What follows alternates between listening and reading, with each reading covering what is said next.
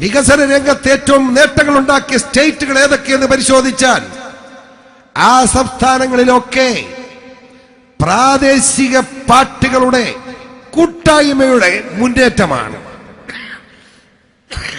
അവർക്ക് മാത്രമാണ് സംസ്ഥാനത്തെ രക്ഷിക്കാൻ കഴിഞ്ഞിട്ടുള്ളത്. ഞാന് പറയുമ്പോൾ തെറ്റിദ്ധരിക്കരുത്. പാണക്കാട് സയ്യിദ് സാലിക്കരി ശിഹാബ് തങ്ങൾ ഉൾപ്പെടെയുള്ളവരോട് ഞാൻ പറയുന്നത്, നമുക്ക് മുസ്ലിം ലീഗും കേരള കോൺഗ്രസും കൂടെ അങ്ങ് ഒന്നിച്ചേക്കാം. എന്നാ കുഴപ്പം? ഒരു കുഴപ്പമില്ല. തങ്ങൾ തന്നെ നമ്മുടെ കാരണവരായി അനുഗ്രഹിക്കാനിരിക്കട്ടെ. എന്നാ കുഴപ്പം? എൻ്റെ ഒരു അഭിപ്രായമാണ്. നമുക്ക് ഈ കേരളം നന്നാക്കാവുന്നു.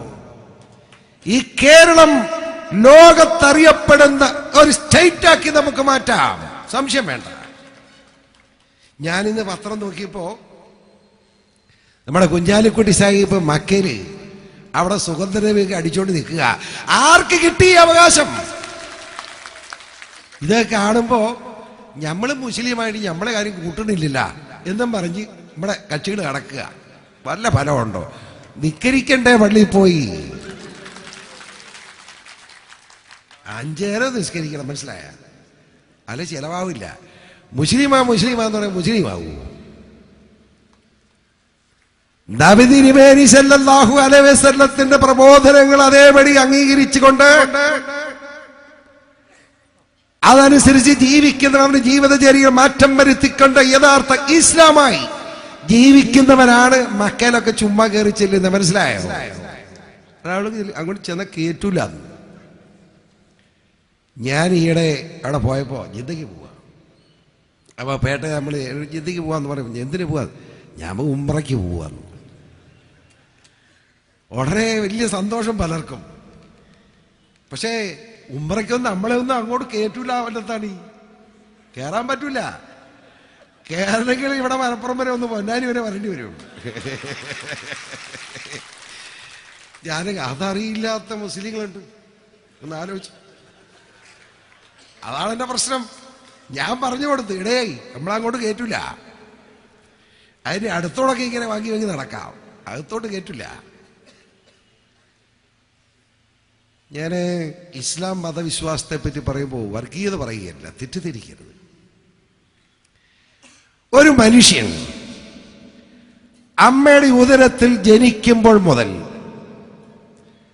അവൻ മരിച്ച് അവനിലേക്ക് അല്ലാഹുവിലേക്ക് ചെല്ലുന്ന നിമിഷം വരെ അവൻ എന്ത് ചെയ്യണമെന്ന് എഴുതി വെച്ചിരിക്കുന്ന പരിശുദ്ധ പുസ്തകമാണ് ഖുർആൻ. അതനുസരിച്ച് ജീവിക്കുന്നവനാണ് ഇസ്ലാം മതവിശ്വാസി. അവൻ ഒരിക്കലും മോശമാകാൻ കഴിയില്ല എന്ന് മാത്രമല്ല, അവൻ ഒരിക്കലും വർഗീയവാദിയാവാൻ കഴിയില്ല. നബി തിരുമേനി സല്ലല്ലാഹു അലൈഹി വസല്ലത്തിൽ വിശ്വാസമർപ്പിക്കുന്നവന് നീ ഭക്ഷണം കഴിക്കുന്നതിന് മുമ്പിൽ ഇടത്തും വലത്തും മുമ്പിലും പിറകിലുമുള്ള 40 കുടുംബങ്ങളിൽ ആരെങ്കിലും ഭക്ഷണം കഴിച്ചില്ലെങ്കിൽ നിനക്കും ഭക്ഷണം കഴിക്കാൻ അവകാശമില്ല, ആ ഭക്ഷണം ഹറാമാണെന്ന് പ്രഖ്യാപിച്ച നബി തിരുമേനിയുടെ പ്രബോധനങ്ങൾ അനുസരിച്ച് ജീവിക്കുന്ന ഇസ്ലാം മതവിശ്വാസികൾ എങ്ങനെ വർഗീയവാദികളാവും എനിക്കറിയില്ല. നിന്റെ ഇടത്തും വലത്തും മുമ്പിലും പറയിലൊക്കെ 40 കുടുംബം 160 വീട് നോക്കാൻ പറഞ്ഞപ്പോ അതിനകത്ത് മുസ്ലിമാണോ നോക്കാൻ പറഞ്ഞില്ല. ആ കുടുംബങ്ങൾ, ആ കുടുംബത്തിൽ ആര് താമസിച്ചാലും ആരാണ് അവിടെ വസിക്കുന്നതെങ്കിലും അവൻ ഭക്ഷണം കഴിക്കാതെ നീ കഴിക്കരുതെന്ന് പറയുക. നീ സക്കാത്ത് കൊടുക്കണം. അന്ത്യപ്രസംഗത്തിൽ വളരെ ശക്തമായി പറഞ്ഞ 5 കാര്യങ്ങൾ. ഒന്നാ, രണ്ടത്താണിക്ക് ചിരി വരുന്നത്, സക്കാത്ത് കൊടുത്തില്ലെന്ന് തോന്നുന്നു. രണ്ടത്താണി കൊടുക്കും, ഞാൻ കളിയാക്കിയതാ കേട്ടോ. അതായത് സക്കാത്ത് കൊടുക്കാതിരിക്കാൻ കഴിയില്ല. ആ സക്കാത്താണ് ലോകത്തിലെ ആദ്യത്തെ സോഷ്യലിസം. അതുകൂടെ അറിഞ്ഞിരിക്കണം. 2% കൊടുത്തിട്ട് അവൻ മിണ്ടാതെ കുത്തിയിരുന്ന് അടുത്ത വർഷം എൻ്റെ അല്ലാഹുവേ 97 ഉണ്ടെന്ന് പറഞ്ഞാൽ അതിന്റെ 2.5 കൊടുക്കേണ്ടി വരും. മനസ്സിലായില്ലേ? അത് മസ്റ്റാണ്. സക്കാത്ത് കൊടുത്തിരിക്കണം. സക്കാത്ത് കൊടുക്കാത്തവൻ ഇസ്ലാമാണെന്ന് പറഞ്ഞ് റോഡിൽ ഇറങ്ങണ്ട. അത് തന്നെയല്ല സക്കാത്ത് എന്ന് പറയുന്നത് പാവപ്പെട്ടവന്റെ അവകാശമാണ് എന്ന് പറഞ്ഞിരിക്കുകയാണ്. ഒളിച്ചു വെക്കണ്ട. ദീർഘിപ്പിക്കുന്നില്ല. നിങ്ങൾ കഴിഞ്ഞ 41 ദിവസമായി ഈ കോട്ടക്കൽ മുനിസിപ്പാലിറ്റിയിൽ ജനസമൂഹത്തിന്റെ വികാരം മാനിച്ചുകൊണ്ട് വളരെ ആത്മാർത്ഥമായി ജനങ്ങളുമായി സംവാദത്തിൽ ഏർപ്പെട്ടുകൊണ്ട് പാർട്ടിയെ ശക്തിപ്പെടുത്താൻ, പാർട്ടിയെ ഒരു ജനകീയ പ്രസ്ഥാനമാക്കി ജനങ്ങളുടെ മുമ്പിൽ അവതരിപ്പിക്കാനുള്ള ശ്രമമാണ് നടത്തിയത് എന്ന് ഞാൻ മനസ്സിലാക്കുന്നു. അസ്തിത്വം തീർത്ത ഹരിത